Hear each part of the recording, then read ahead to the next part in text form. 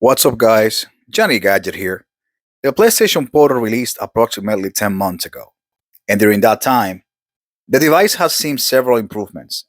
Thanks to the continuous support from Sony, we now have a much better connection and even options to be able to connect to public Wi Fi's via your mobile phone. But it still begs the question, is the PlayStation Portal worthy? Stay tuned and let's find out. And why don't we start off with some of the specs here? We're talking about an 8-inch LCD screen with a resolution of 1080p, which, by the way, it looks phenomenal on such a small screen, which runs at an impressive refresh rate of 60 Hz per second. And if you're wondering if it runs adaptive triggers and haptic feedback, the answer is yes. It runs it perfectly fine, and it's the closest thing to a DualSense controller. In terms of aesthetics and ergonomics, I think Sony did a really nice job with this device. It feels super comfortable when you're holding it, allowing you to place your fingers on the right placements. And the fact that it merely weighs about 2.5 pounds makes it super comfortable.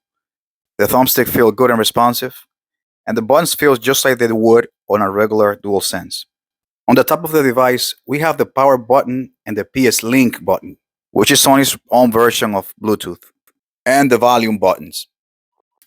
At the bottom, all we have is simply a USB Type-C input for charging and a 3.5 headphone jack. And as far as connectivity, the device connects pretty fast to your PS5. At least it's what I have experienced while doing it from home. Once you turn the system on and you click and try to connect to your device, it will roughly take about 1 minute. And what you're seeing right now is the Portal trying to find the device using my wireless network.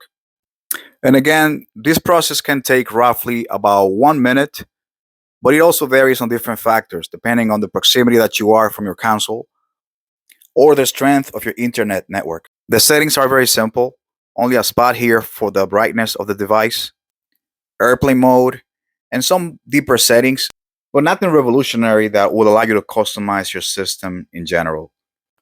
The touchscreen is pretty decent. And actually, the touch track is implemented via the touchscreen as well. And it's pretty functional for what it is. And now the device finally found and connected to my PlayStation 5, which took approximately 50 seconds to connect.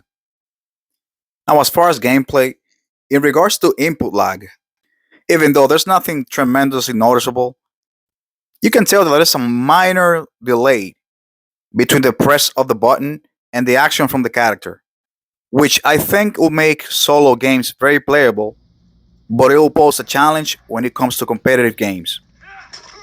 And again, the delay is very, very minimal, but you will notice it when you're aiming and the milliseconds that it takes once you pull the trigger and the sound of the gun.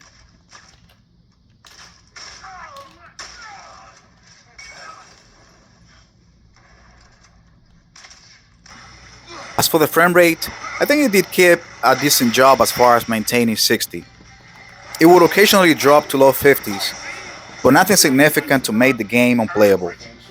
One recommendation is for those games that offer the options for resolution or performance, always choose performance, as this will make the game run smoother and it will help the game stay within that 60 FPS window.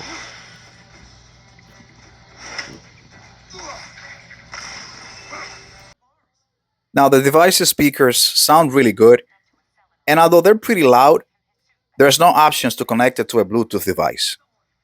Sony opted for implementing a technology called PS Link, which at the moment, it only allows you to connect these two devices.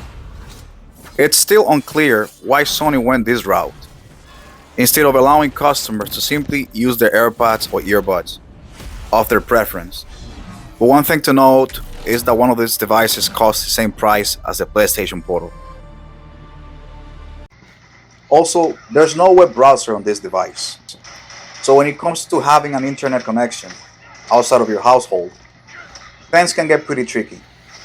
A few months after release, Sony sent a general update to the system, which will allow it to connect to public Wi-Fi. But the process will involve a cumbersome system that will involve the PlayStation app, your mobile phone, and a QR code And while the system works, it definitely adds a level of inconvenience. The PlayStation Portal cannot connect to your PS4. It's strictly a PS5 accessory.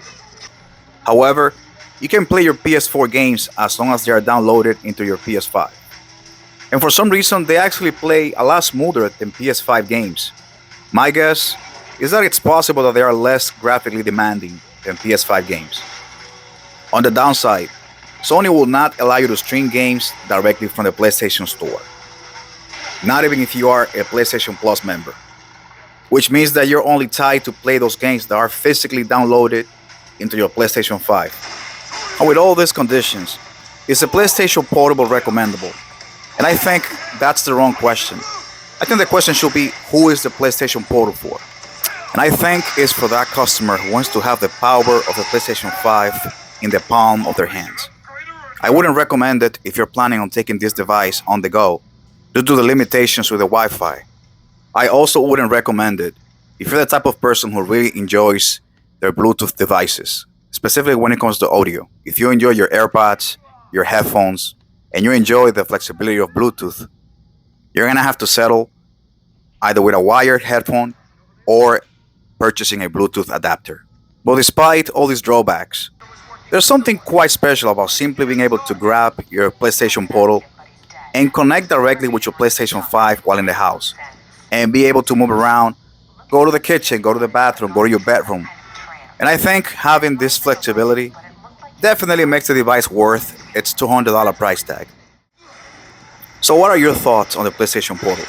Is it for you? Please leave your comments and opinions down below. Don't forget to like and subscribe, and remember, Johnny Gadget, reviewing the gadgets first so you can choose to buy them later. Thanks for watching.